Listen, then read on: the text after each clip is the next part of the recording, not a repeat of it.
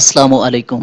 আশা করি সবাই ভালো আছেন। জাহিদস একাডেমির আয়োজনে ইঞ্জিনিয়ারিং ম্যাটেরিয়াল সাবজেক্ট থেকে ইট সম্পর্কে বিস্তারিত আলোচনা করার জন্য সাথে আছি আমি জাহিদুল ইসলাম।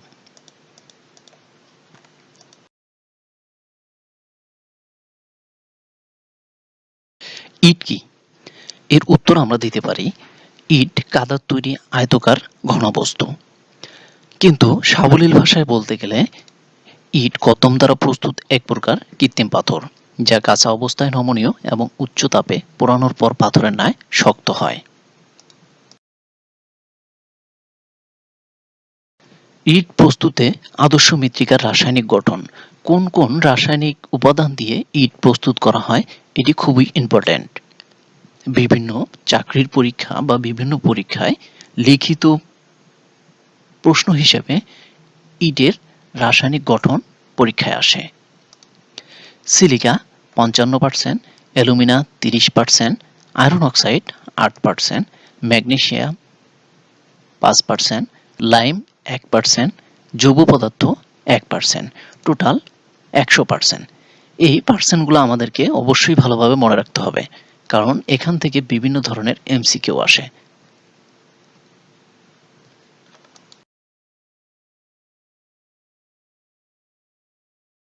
সিলিকা। সিলিকার কাজ কি? সিলিকা ইটের ফাটল প্রতিরোধ করে, ইটের শক্তি ও তাপ প্রতিরোধ ক্ষমতা বৃদ্ধি করে। এটি যদি আমরা অতিরিক্ত মাত্রায় ব্যবহার করি তবে এটি ইটকে দুর্বল করে ফেলে।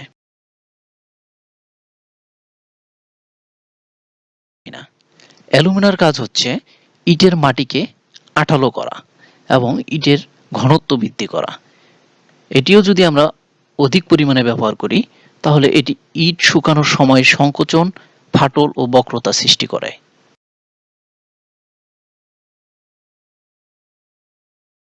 Iron oxide. আয়রন অক্সাইডের কাজ হচ্ছে ইটকে পানি অবেদ্য ও স্থায়িত্ব বৃদ্ধি করে।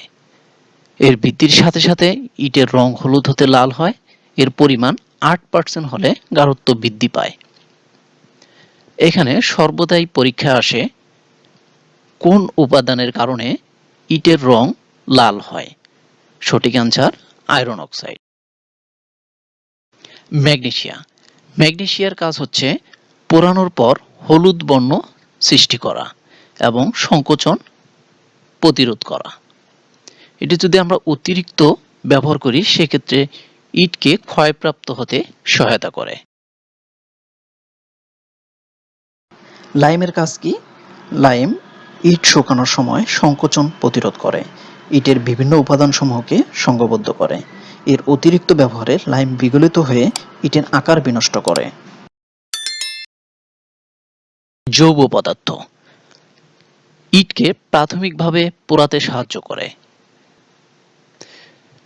অতিরিক্ত মাত্রায় ব্যবহার করলে চাপ শক্তি ও ওজন হ্রাস পায় এবং পানি শোষণ মাত্রা বৃদ্ধি পায়। ইটের আকার। ইটের আকার দুই ধরনের হয়। এটা হচ্ছে মেট্রিক ইট আর একটা হচ্ছে প্রচলিত ইট, এবং এই আকারকে দুইভাবে পরিমাপ করা হয়। এক, মশলা সহ, এবং ২ নম্বর হচ্ছে মশলা ব্যতীত। পিডব্লিউডি স্পেসিফিকেশন অনুযায়ী প্রচলিত ইটের আকার বা গণপূর্ত বিভাগের নীতিমালা অনুযায়ী প্রচলিত ইটের আকার হচ্ছে মশলাবিহীন আকার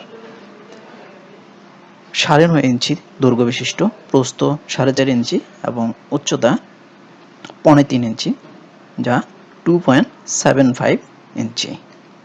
এবং এটাকে সেন্টিমিটারে যদি আমরা প্রকাশ করি তাহলে দৈর্ঘ্য হবে ২৪.২ সেন্টিমিটার, প্রস্থ ১১.৪ সেন্টিমিটার এবং উচ্চতা ৭ সেন্টিমিটার। এবং আমরা জানি ১ সেন্টিমিটার সমান ১০ মিলিমিটার। যদি আমরা এই ইটকে মিলিমিটারে প্রকাশ করি তাহলে দৈর্ঘ্য হবে ২৪২ মিলিমিটার, প্রস্থ হবে ১১৪ মিলিমিটার এবং উচ্চতা হবে ৭০ মিলিমিটার।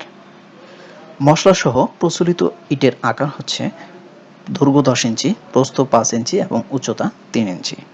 এটাকে সেন্টিমিটারে প্রকাশ করলে দৈর্ঘ্য ২৫.৪ সেন্টিমিটার, প্রস্থ ১২.৭ সেন্টিমিটার এবং উচ্চতা ৭.৬ সেন্টিমিটার। সেমভাবে যদি আমরা এটাকে মিলিমিটারে প্রকাশ করি তাহলে দৈর্ঘ্য হবে ২৫৪ মিলিমিটার, প্রস্থ ১২৭ মিলিমিটার এবং উচ্চতা ৭৬ মিলিমিটার। মেট্রিক ইটের মশলাবিহীন আকার। আমরা জানি মেট্রিক ইটের প্রস্থ এবং উচ্চতা সেম হয়।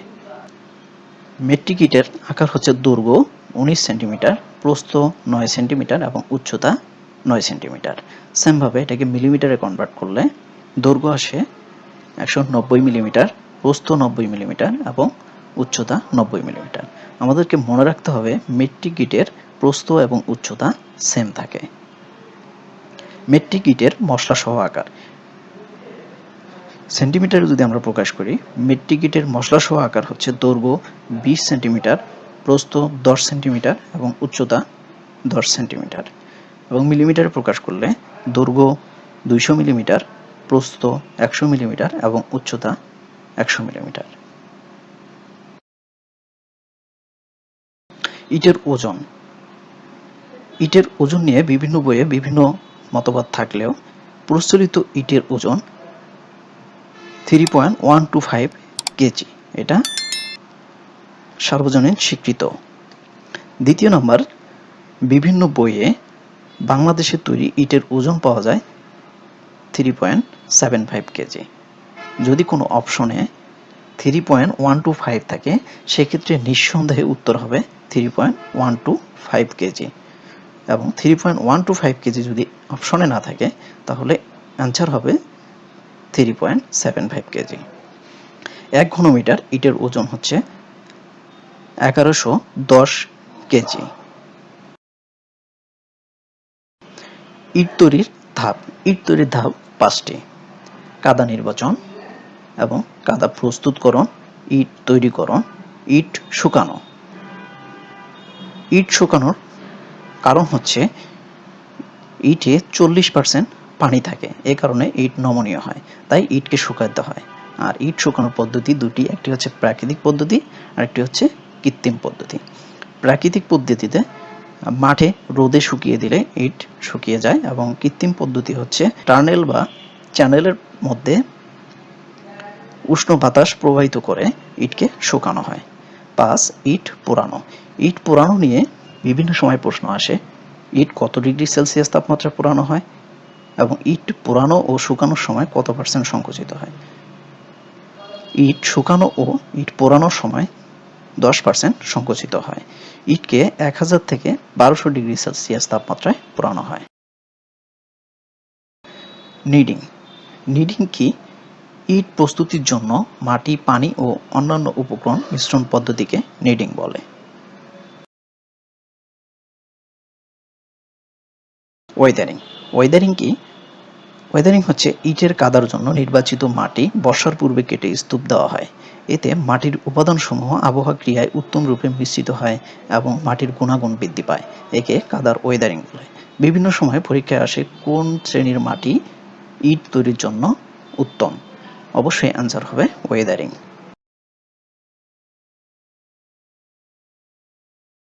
টেম্পারিং। টেম্পারিং কি? টেম্পারিং হচ্ছে বর্ষার পূর্বে ইটের কাদার জন্য স্তূপকৃত মাটি বর্ষার শেষে ইট তৈরির জন্য কোদালের সাহায্যে কেটে প্রয়োজন অনুপাতে পানি মিশিয়ে উত্তম রূপে রূপান্তর করাকে টেম্পারিং বলে। ব্লেন্ডিং। ব্লেন্ডিং হচ্ছে কাদার মান উন্নয়নে বর্ষার পর চুন ও অ্যালুমিনিয়াম মিশ্রণ করে নেওয়াকে ব্লেন্ডিং বলে। Brick moulding. ব্রিক মোল্ডিং কি? ব্রিক মোল্ডিং হচ্ছে ইটের উপযোগী কাদা দিয়ে প্রমাণ মাপের ইটের জন্য নির্দিষ্ট ফর্মায় ইট তৈরির প্রক্রিয়াকে ব্রিক মোল্ডিং বলে। এক কথায় ইট তৈরির প্রক্রিয়া কি ব্রিক মোল্ডিং বলে। পাগ মিল। পাগ মিল কি? পাগ মিল হচ্ছে স্বল্প সময়ে অধিক পরিমাণে আঠালো সমসত্ব ইটের কাদা তৈরির জন্য তলাবিহীন বালতির ন্যায় লোহার তৈরি গোলাকার মোচা আকৃতির যে পাত্র ব্যবহার করা হয় তাকে পাগ মিল বলে। পাগ মিল থেকে বিভিন্ন সময়ে এমসিকিউ হয়। যেমন, এর নিচের ব্যাস 0.75 মিটার এবং উপরের ব্যাস 1 মিটার। প্রতিদিন এর সাহায্যে 12 থেকে 14,000 ইট তৈরি করা সম্ভব। ইট কাটার পদ্ধতি। ইট কাটার পদ্ধতি দুটি: 1. হাতে কাটা, 2. যন্ত্রে কাটা। বিভিন্ন সময় প্রশ্নে আসে কোন পদ্ধতিতে কাটা ইটে ফ্লগ মার্ক থাকে না? যন্ত্রে কাটা ইটে ফ্লগ মার্ক থাকে না। ফ্লগ মার্ক কি? ফ্লগ মার্ক হচ্ছে ইট কাটার সময় উহার উপরি পৃষ্ঠের মাঝখানে নির্দিষ্ট মাপের একটি গর্ত রাখা হয়, একে ফ্লগ মার্ক বা সিলমোহর বলে।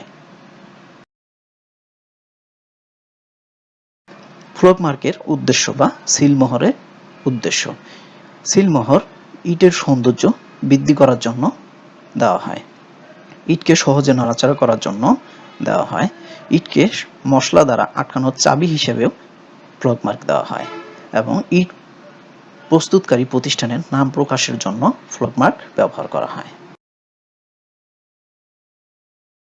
ইটের প্রকারভেদ: ইট 4 প্রকার।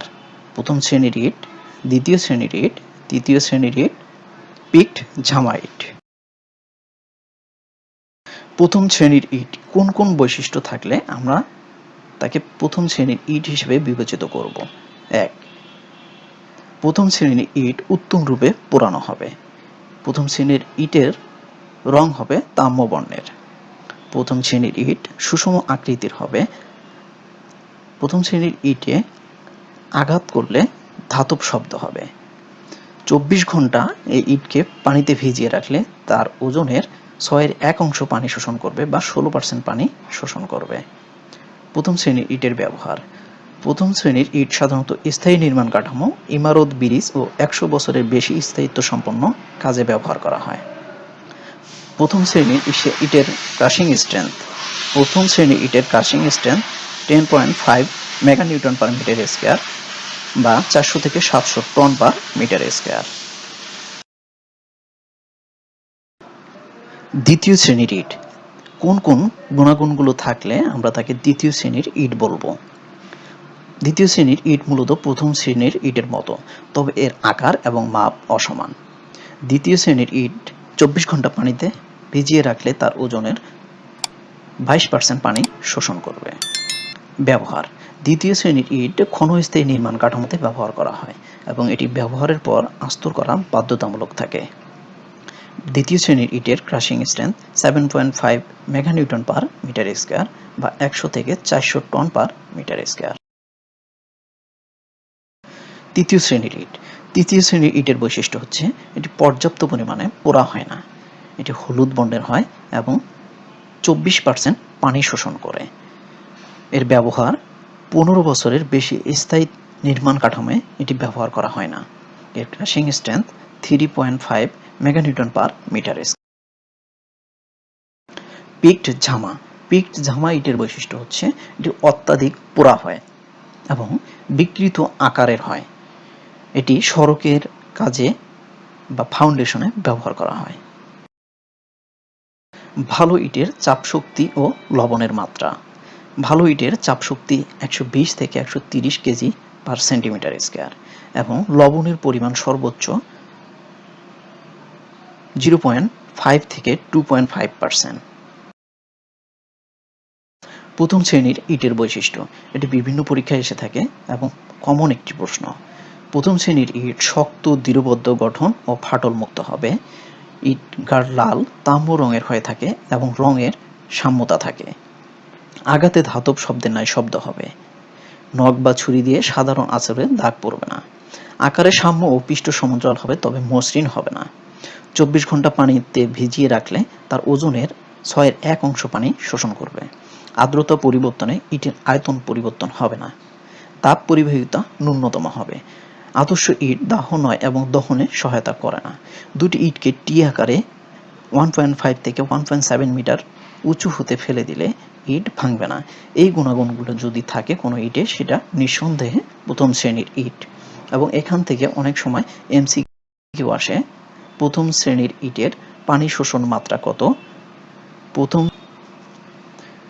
দুটি ইটকে টি আকারে কত মিটার উঁচু থেকে ফেলে দিলে ভাঙবে না? এটা সঠিক অ্যান্সার হবে 1.5 মিটার। ইটের বিভিন্ন ধরনের পরীক্ষা: ইটে কি কি পরীক্ষা করা হয় এটিও বিভিন্ন সময় পরীক্ষায় আসে। Crushing strength test, water absorption test, hardness test, shape and size test, colour test, soundness test, unit weight test, salt efflorescence test এবং ওয়েদারিং টেস্ট। উল্লেখিত পরীক্ষাগুলোর মাধ্যমে ইটের গুণাগুণ নির্ণয় করা হয় বা শ্রেণী নির্ণয় করা হয়। ইটের বিভিন্ন ধরনের পরীক্ষা সম্পর্কে বিস্তারিত জানতে পরবর্তী ভিডিওর সাথে থাকো এবং ডিসক্রিপশন বক্সে ইট সম্পর্কে একটি মডেল টেস্ট নেওয়া হবে, সেই মডেল টেস্টে অংশগ্রহণ করুন।